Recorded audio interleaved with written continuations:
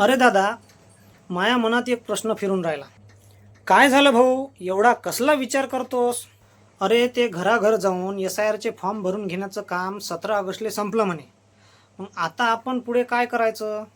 अरे त्यात काय अवघड आहे. आता पुढची महत्त्वाची तारीख आहे 31 ऑगस्ट 2026. 31 ऑगस्टला काय होणार रे?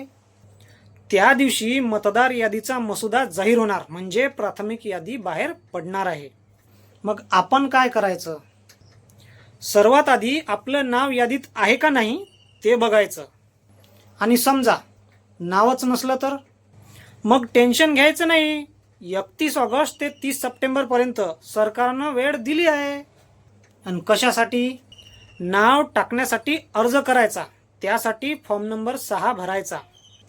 म्हणजे नाव राहून गेलं तरी चालेल. हो ना, म्हणून तर मसुदा यादी काढतात. माया पोरगा यंदा 18 वर्षाचा झाला, त्याचं काय? त्यानंतर नक्की अर्ज करायला पाहिजे. 1 ऑक्टोबर 2026 पर्यंत 18 वर्ष पूर्ण झालेले सगळे तरुण नवीन मतदार म्हणून नाव नोंदवू शकतात. म्हणजे माया पोराला बी फॉर्म नंबर 6 भरा लागेल. हो, ऑनलाईन भर किंवा ऑफलाईन भर, दोन्ही चालतं.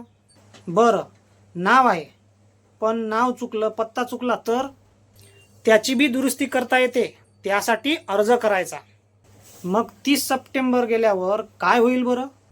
मग निवडणूक विभाग सगळे अर्ज तपासेल, दावे हरकती निकाली काढतील. आणि अंतिम यादी कधी येणार? 4 नोव्हेंबर 2026ला अंतिम मतदार यादी जाहीर होईल.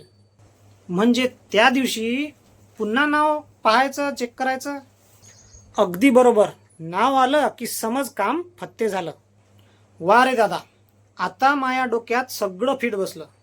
31 ऑगस्टला नाव बघायचं, नाव नसलं तर 30 सप्टेंबरच्या आत फॉर्म नंबर 6 भरायचा आणि 4 नोव्हेंबरले अंतिम यादीत नाव आहे का नाही ते तपासायचं.